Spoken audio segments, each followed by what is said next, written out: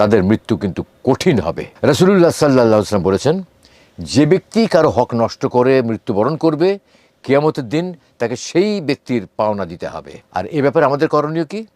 যদি কারো ঋণ বা হক বাকি থাকে তা পরিশোধ করতে হবে। কারো প্রতি অন্যায় বা অবিচার করা যাবে না। মানুষের সঙ্গে ভালো ব্যবহার করা এবং দয়া প্রদর্শন করা।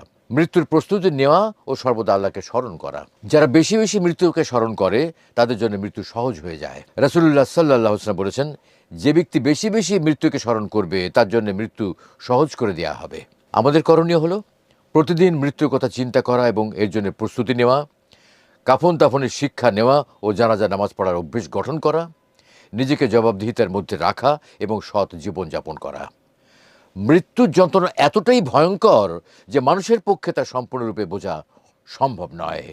কোরআন ও হাদিসে বারবার এর ভয়াবহতার বিবরণ দেওয়া হয়েছে, যা আমাদেরকে স্মরণ করে দেয় যে এটি সহজ কোনো বিষয় নয়। তবে যারা ঈমানের উপর অবিচল থাকবে, নেক আমল করবে, আল্লাহর আদেশ মেনে চলবে এবং গোনাহ থেকে দূরে থাকবে, তাদের জন্য মৃত্যুর যন্ত্রণা সহজ হয়ে যাবে।